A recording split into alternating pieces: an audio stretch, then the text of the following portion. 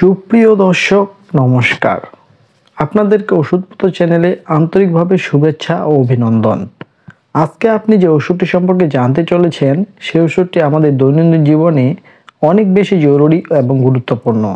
আজকে আপনি জানবেন PEP20 ট্যাবলেট সম্পর্কে সংক্ষিপ্ত আকারে সহজ বাংলায় গোপন তথ্য এবং ফুল রিভিউ।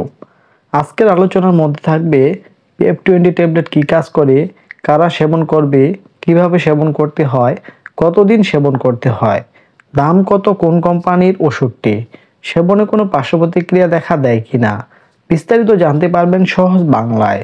চলুন তাহলে শুরু করা যাক। PEP20 হলো ট্যাবলেট জাতীয় ওষুধ। PEP20 ট্যাবলেটের উপাদানের মধ্যে রয়েছে জিঙ্ক সালফেট মনোহাইড্রেট।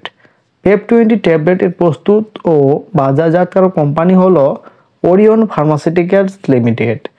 PEP20 ট্যাবলেটটি পট আকারে পাওয়া যায় ফার্মেসিতে।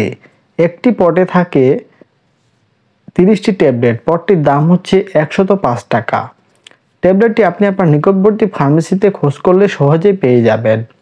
ট্যাবলেটটি মূলত যেসব রোগে বা সমস্যায় কাজ করে বা চিকিৎসকগণ দিয়ে থাকে। চলুন তাহলে শুরু করা যাক। মূল টপিক শুরু করার আগে আমাদের চ্যানেলে আপনি নতুন দর্শক হয়ে থাকলে চ্যানেলটি সাবস্ক্রাইব করে পাশে থাকুন। পুরাতন ও রেগুলার দর্শক হয়ে থাকলে আপনাকে অসংখ্য ধন্যবাদ। আর ফেসবুক পেজ থেকে দেখে থাকলে পেজটি ফলো করে পাশে থাকুন। 1 নম্বরে যে কাজটি করে তা হলো জিঙ্ক এর ঘাটতি রোধে এবং জিঙ্ক ক্ষয় নিয়ন্ত্রণে নির্দেশিত। 2 নম্বরে যে কাজটি করে তা হলো যেসব ব্যক্তি রোগ প্রতিরোধ ক্ষমতা কম এবং খাবারের রুচি কম তাদের জন্য নির্দেশিত। 3 নম্বরে যে কাজটি করে তা হলো অনেক রোগী আছে পুষ্টিহীনতায় ভোগে, তাদের জন্য দেওয়া হয় এই PEP20 ট্যাবলেটটি। 4 নম্বরে যে কাজটি করে তা হলো স্বাস্থ্য এবং স্বাভাবিক বৃদ্ধির জন্য জিঙ্ক নির্দেশিত।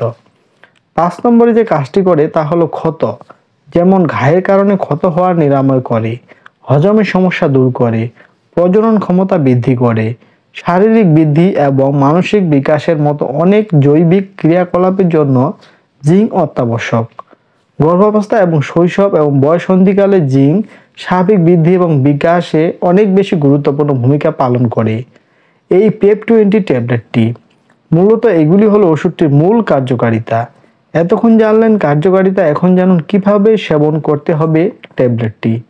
ট্যাবলেটটি সেবনের প্রাথমিক ডোজ হলো প্রাপ্তবয়স্কদের জন্য দৈনিক 1টি করে ট্যাবলেট দিনে 2 বার আহারের 1 ঘন্টা পূর্বে অথবা আহারের 1 ঘন্টা পরে সেবন করতে দেওয়া হয়, বা রোগীর অবস্থা বিবেচনা করে চিকিৎসক এই ডোজ কম বেশি করে থাকে। তাই যে কোনো ওষুধ সেবনের পূর্বে একজন চিকিৎসকের পরামর্শ নেওয়া উচিত। ট্যাবলেট সেবনে যেসব পার্শ্ব প্রতিক্রিয়া দেখা যেতে পারে তা খুবই কম পরিমাণে, তবে জেনে রাখা ভালো। যেমন বমি ভাব, বমি, ডায়রিয়া এবং পেট খারাপের মতো কিছু পার্শ্ব প্রতিক্রিয়া দেখা দিতে পারে, তবে সবার ক্ষেত্রে দেখা দেয় না। কিছু কিছু ব্যক্তি বিশেষে এসব পার্শ্ব প্রতিক্রিয়া দেখা দেয়। তবে যে কোনো ওষুধ সেবন করবেন অবশ্যই একজন চিকিৎসকের পরামর্শ নেবেন। আজকের ভিডিওটি এ পর্যন্ত। দেখা হবে আবার নতুন কোনো ভিডিওতে। ততক্ষণ ভালো থাকুন, সুস্থ থাকুন। আর এই ধরনের উপকারী ভিডিও পেতে চ্যানেলটি সাবস্ক্রাইব করে পাশে থাকুন।